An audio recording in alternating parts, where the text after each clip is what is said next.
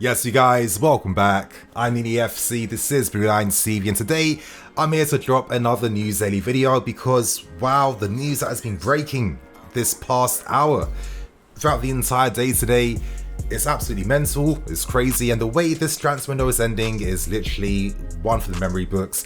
It's the same equivalent as transfer deadline day on FIFA. Like, there's been no rules this entire summer, you guys. In today's news daily video, I'll be giving a Chelsea fan's take and perspective on Ronaldo signing for Manchester United today. You guys, he's back. He's back in the Prem. Even my girlfriend, when I told her that, yo, Ronaldo's back, she doesn't even like football like that.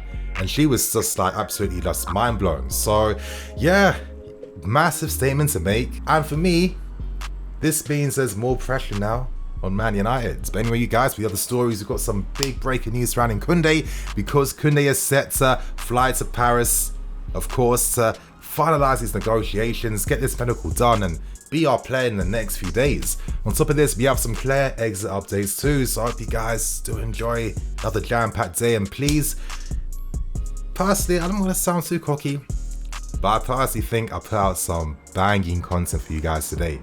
I put out my Lukaku analysis video. Watch that to understand why he makes us that much better. And for the other video, I've dropped the Liverpool vs Chelsea preview, of course, where you guys know I got put in that effort and quality for you guys. So I hope you guys do enjoy. Without wasting no more time, reports coming out from Spain right now are suggesting that Kounde has left to fly to Paris to finalize this deal to sign for us. This means, you guys, within the next few days, Kounde will be announced as our new signing, and he becomes a Chelsea player. So yeah, it's very exciting, very good to hear. We know that Sevilla's manager, Lokomotiv, he has some thoughts to say. Of course, he knows that Kounde is flown out, and at this point in time, they're left with two defenders. So Sevilla have a few days now to secure defenders before the season ends, and a part of me feels like this was always Mourinho's master plan, you know, timing things to perfection, waiting right to the end, where Sevilla are forced to have to adjust their demands if they have any hopes of signing defenders in time to replace Kounde. So this is excellent news to hear. Kounde, I'm guessing, is doing something similar to Kurt Zouma, where he's doing his medical in Paris. That information is not out there just yet. That is literally me and my personal opinion, so please do not hold me to too much on that one. But yeah, you know, the way this window is going to end, you guys, some of the signings happening from not only us but many other clubs as well too is absolutely mad. The moment that it was announced that Kounde would not be part of the Sevilla squad to face Elche, I think it was basically set in stone that this deal essentially is pretty much done and wrapped up right now. We are just waiting now for the official confirmation. You know, as I tweeted earlier, a few days back, a part of me feels like transfer deadline day, we're going to do a double announcement of both Kounde and Saul, which I think makes a lot more sense. Of course, not much time left to do two separate announcement days and media dates, etc, etc. So who knows? My guess is maybe deadline day or the day before Kounde gets announced as our new player. So you guys in the comments below, how do you feel about this? Is Kounde your guy? Tell me, what is it about his game in particular that excites you the most? So right now, move on to the next story. And now we move on to the Saul Niguez story, you guys. This is just broken from Mundo Deportivo, and they're reporting that this deal is now off. It seemed like he was set to be signing for us. You know, with stories like this, even though they say it could be over, let's still give it some more time. Let's wait for more publications to come out to, you know, get a full perspective on what's happening. But based on this article and based on this report, they're essentially saying that Saul was in a crossroads. He was thinking, okay, if I leave Atleti, I might go into a better place, because after holding discussions with us, he wasn't left with that confidence that he'd be getting a ton of game time, which for me, it does make a lot of sense, because Saul has kind of regressed a little bit in his career. Yeah, we have players like Ruben, we have players like Jalaba. I don't see why they can't get until January. And on top of that too, there's excellent talent on the market like Tchouameni as well. I mean, this guy is so good, so brilliant. Now that Monaco haven't qualified for the Champions League too, it means that his fee goes down even more. Liga and clubs, man, they didn't earn too much because of no fans in the stadium, COVID bringing so many financial difficulties too. Can we just turn down a guy like that, or not even put in a little bid? It wouldn't sit right with me. Saul had much interest from clubs like Bayern, Barcelona, and Liverpool, United as well, we all saw it, who are all willing to take that gamble based on the fact that, okay, you know, yeah, his form has gone downhill for a few seasons, but there's still a player there. If he plays in a better system, in a new environment, maybe something can happen from that. But it does seem like that deal now is cancelled. I'll be real with you guys, I'm happy with that. I got a lot of hate and stick, but I don't really mind because, you know, I watch the guy. That's why I'm relaying the information to you, and it's just not the same player anymore. He's not the same player, and it's, you know, if you're going to give opportunities to him, then I'm sorry. You got to give those same ones to Ruben and give those same ones to Jalaba. And I'm sorry, you guys, Kounde and Tchouameni, they're boys. They are boys. They've been boys for years and time. Like, surely this is even more of a reason to put Saul in the bin and go and sign Tchouameni. But anyway, we now move on to the next story. And of course, you guys, the biggest story of today, I think the biggest story ever I've seen on a Friday for a very long time. Cristiano Ronaldo has re-signed for Manchester United, and yes, he is back in the Prem.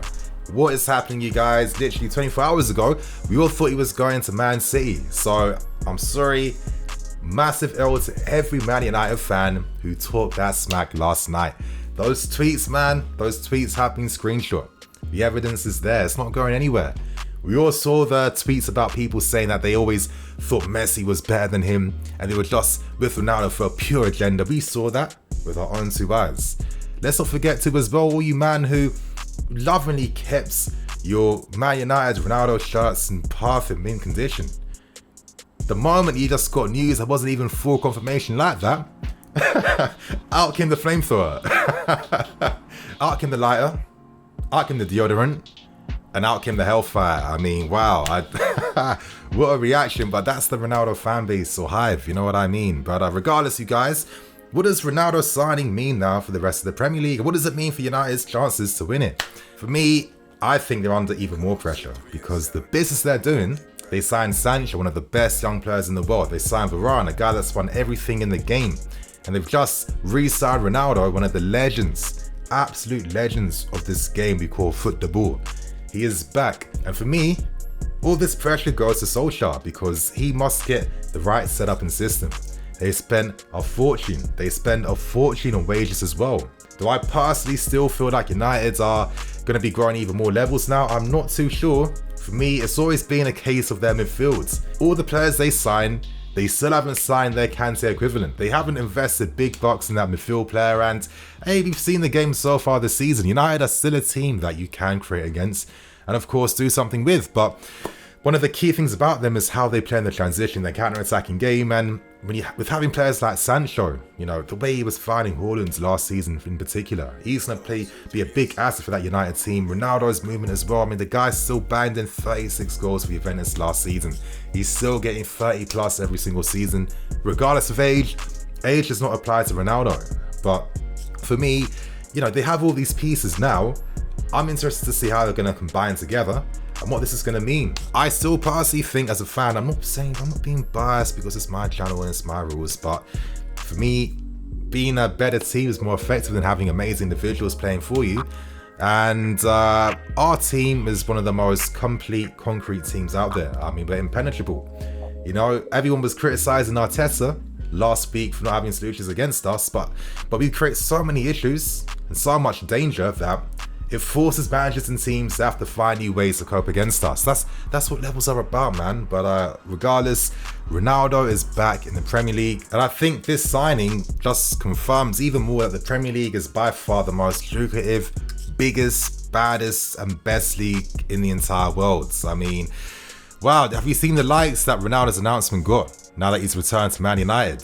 Like, this is absolutely crazy. Like, they've got 1 million likes. I've not seen something like that before. I'm not gonna lie, and that's just all from Ronaldo fans. So immediately he boosts the clout of the entire league. There's gonna be tons of eyes watching us even more, and you guys, I'm loving it because when they see us lifting the title this season, we're gonna have the whole world watching us. And this time they gotta give us some credit, give us some praise, and I'm talking my stuff, you guys, because I still feel confident about my team, and you guys should as well. So on that note, let's now discuss some of the player exit updates. And one of the biggest updates, I actually got texts to me on WhatsApp early this morning, and that's the fact that Anjorin is already in Russia. He is set to be signing for Lokomotiv Moscow. Of course, their sporting director Ralf Rangnick, we all know about him, one of the, you know, the professors of the game. he talked his talk, persuaded anjorin to sign, and I'd imagine anjorin was not expecting he'd be finding himself in Russia. So I don't know what Rangnick said to him to gas him to come, but regardless, you know, he's going for a double-digit figure. I think it's over 10 million. I think they've offered 10 million pounds, and they've offered him wages on a 5-year deal worth 33,000 a week. So this is definitely an interesting move. Anjorin is not making this move unless he's believing in that football project and what's happening there. You know, credit to him. It's a brave move to make. He's been too talented for too long, and realistically, come on, I think the moment we sign players like Kai, Mason play there, and with how we play too, with just 2 attackers behind a striker, it does mean that you miss out on having 1 extra attacking player in the team. And naturally, you know, you can't keep all of them happy with such small spaces. Yeah, it's a shame. Tuchel was a fan, but at the same time, we didn't really do much really to give him opportunities or game time. I think right now, at 19 years old, you want to start playing week in, week out. The fact that Lokomotiv Moscow, you know, spent this much money to sign him, it says a lot about his quality, and anjorin had a ton of interest too from across Europe. So it's going to be very interesting to follow him. Anyone wondering if there's any buyback clauses? There's none at all, but who knows what's going to happen in the future, you guys. I guess now it's down to him to decide whether he's going to accept the deal and sign for them, but you know, maybe in a separate video it's worth having that discussion, you guys. Yes, we have basically paid for all our new signings just from player sales. However, we've let like an entire first 11 of like Cobham grads leave the club on very, very cheap deals. I mean, you know, it's worth that discussion. It's worth that discussion. Livramento, a big one. I've always been saying Hudson-Odoi is not a wing back for me. I don't want to see him there. We literally had the Cobham version for Hakimi for free, and already this guy's out here getting man of the match awards against Man United and showing he's one of the best young wing backs in the country already. So, you know, sometimes you give these guys opportunities and it benefits us even more. So that's that update out of the way. So on that note, I'm in the FC. This is Blue Lions TV. I'll catch you guys later with some more videos. Cool.